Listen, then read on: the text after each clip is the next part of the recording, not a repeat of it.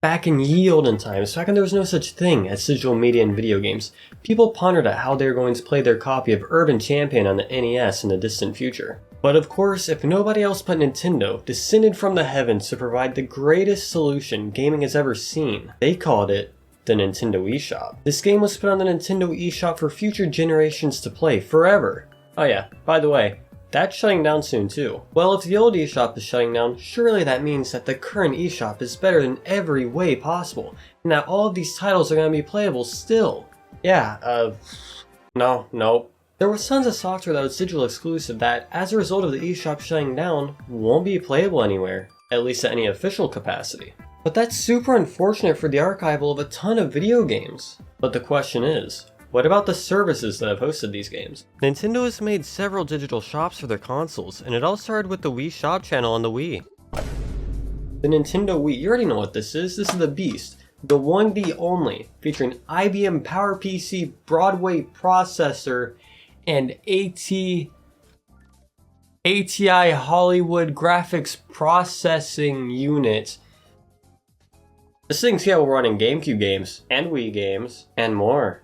The Wii Shop Channel was absolutely revolutionary for Nintendo. This also kind of set the precedent for how Nintendo would handle things going forward related to their shops. The Wii Shop Channel used the same point system that the DSi Shop used, but offered a lot more. The Wii Shop Channel offered WiiWare, which were games and apps made exclusively for the Wii. A lot of these games featured motion controls, which was what the Wii was all about. The Wii Shop Channel also featured a brand new concept called Virtual Console. Virtual Console is a brand of Nintendo digital re-releases of games that were released before the Wii. It was really simple to use and offered so many games and apps that I had a lot of fun playing. Unfortunately though, my Wii was plagued with a mysterious error message that over half the time wouldn't allow me to access the Wii Shop Channel. It just kinda depended on what kind of day it was. I remember downloading Sonic the Hedgehog onto my Wii, even though I already technically owned it on Sonic Mega Collection Plus. There was just something about seeing these apps on the Wii menu that made it really satisfying and fun. The Wii had one huge gimmick and really stuck to it, and it did its gimmick super well and just made it a super unique and charming console as a result, and I definitely think that the Wii Shop Channel lived up to that.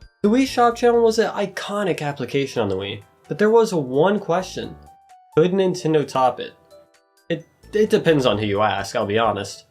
In my opinion, probably, but not by a lot. Now it's time to talk about one of my favorite handhelds of all time, the Nintendo DSi. The Nintendo DSi released on November 1st of 2008 in Japan and early April everywhere else, and the small handheld console is awesome. The Nintendo DSi shop had a bunch of games and software that you could download for free or buy with Nintendo points, which you could buy with your credit card or use a code from a prepaid Nintendo points card. The DSi had games like Photo Dojo and apps like Flipnote Studio. Nintendo was the first gaming company that really got their hands dirty with selling digital games on their hardware. In fact, it was a huge selling point for the Nintendo DSi that there was a digital storefront on it where people could buy games from. The 3DS releases globally around late March of 2011, and for portable gaming, it's quite revolutionary, but with this new console comes a new digital storefront for games. The 3DS called it the Nintendo eShop, which went live on June 6 of 2011. Now, the 3DS eShop was fantastic. You had access to tons of first-party 3DS games and tons of 3DS games made by non-first-party publishers as well. It had just about everything you would want from a digital storefront for a console, including more virtual console titles. Now it's something really special being able to play a bunch of games that were once on this considerably large box, but on this small piece of hardware now. It just goes to show you how much technology has developed, and it's crazy to see it directly in front of you. You now have access to a ton of 3DS titles, Game Boy titles, NES titles, Game Gear titles, and SNES titles on top of re-releases from the 3DS Classics collection. This eShop was super easy to use and ran very well. The 3DS eShop also featured demos, which you could download and play X amount of times or for a certain period of time. The eShop also had a bunch of video game trailers and related media that you could watch on the eShop so that you could keep up with upcoming video games or just get a good look at some other games. A little later on in October of 2014, Nintendo introduced themes to the Nintendo 3DS, and with it came a 3DS theme shop. Pretty straightforward. It was a shop, it had themes, the themes were cool, you could buy them. they listed the different theme types, then you went from there. There were tons of themes for Nintendo titles and non-Nintendo titles, and they each had their own music that would play on the 3DS menu, which made them even more interesting since the 3DS menu doesn't normally play music. Generally, the 3DS had really good options for purchasing new games and themes to have on the system. If we wanted to look deeper, they even added a Nintendo Badge arcade game on December 17th of 2014, which allowed you to play small crane games to earn badges to decorate your home screen with. You got some free attempts, but you could also spend real money to get some extra attempts, and I thought it was really fun. I don't know if that relates to the shop thing, but I think it was an honorable mention. Now, to the next console, and by extension, eShop iteration. The Wii U released on November 18th in North America, and the eShop was live the same day. The Wii U eShop was also pretty good. You shared funds with the 3DS eShop, which made transitioning over to the new console really easy. It had first-party Wii U games, third-party Wii U games, and even more virtual console games. The Wii U had NES, SNES, Nintendo 64, Game Boy, Nintendo DS, and TurboGrafx-16 virtual console games. The Wii U also had a built-in Wii, and so the eShop allowed you to buy some Wii games, making the Wii U the ultimate backwards compatibility console. Thankfully, the Wii U sold really well, so there's gotta be tons of people owning one of the greatest consoles with backwards compatibility, right? Yeah, well, no, not really. The Wii U sold like complete garbage. It's really unfortunate because the catalog that the Wii U had for games was really amazing. The Wii U eShop was also super easy to use, and I would argue easier than the 3DS eShop was. Both the 3DS and Wii U eShop featured games that were coming out, or specific themes depending on the season or recent releases. Between this and the music that played on these eShops, it made for a really easy and charming experience, which admittedly is a weird way to describe online shopping, but it really was like that. Some of these storefronts also featured really charming small animations while downloading your game, and while it was really small, it made a usually annoying process really fun. There was so many things awesome about both of these storefronts, but there was one thing in particular that stood out that really made these experiences into what they were. Ever since the Nintendo DSi Shop, Nintendo shops on their consoles have had this one thing that really made the experience into what it was, that, as far as I know, no competitor in this space has really done. Their shops have music. It's something really simple that made these experiences what they were. The DSi Shop had its own theme, and the Wii Shop Channel had its own theme, which I'm sure if you consume a lot of the internet, you've definitely heard the Wii Shop Channel theme. If not, it sounds a little bit like this.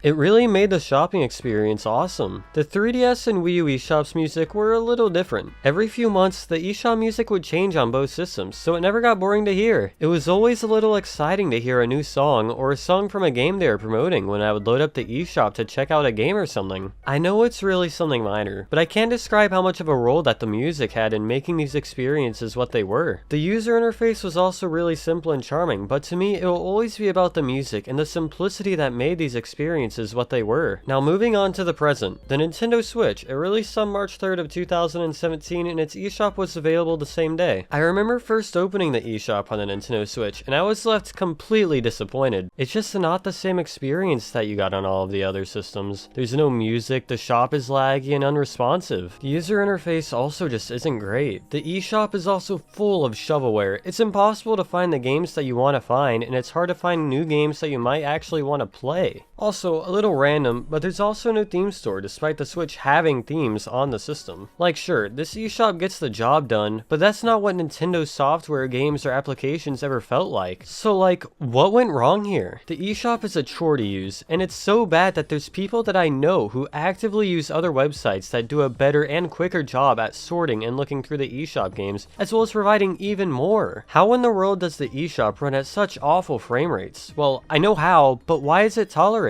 It's really a shame that Nintendo's eShop nowadays just really isn't the greatest. It really does only just get the job done. They sell basically everything besides virtual console titles, and I mean it when I say everything. Are you a game developer? Yes. Does your game contain any pornography, anything suggestive, anything that we could not show to our target audience that use our services? Yes. Alright, and with that, your game will be available tomorrow on the Nintendo eShop. It was a pleasure doing business with you.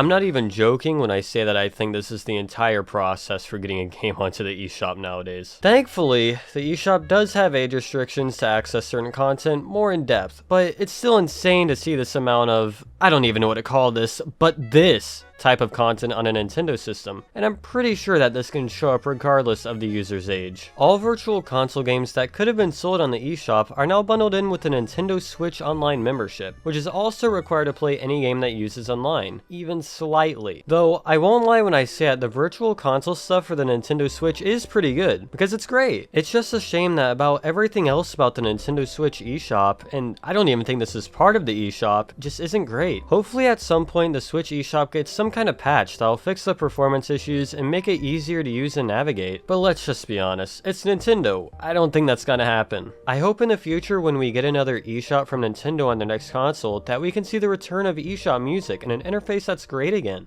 Also, the eShop for the Wii U and 3DS are literally shutting down on the 27th of March of 2023. Like that's 2 days away, so you should probably download your stuff before that shuts down. Because that's in 2 days after this video is being published. If you're watching after the 2 days, hey! Hi! But really, you should download that. I tried a few things out with this video, so let me know what you think of it. Thank you for watching, please subscribe and like if you enjoyed it.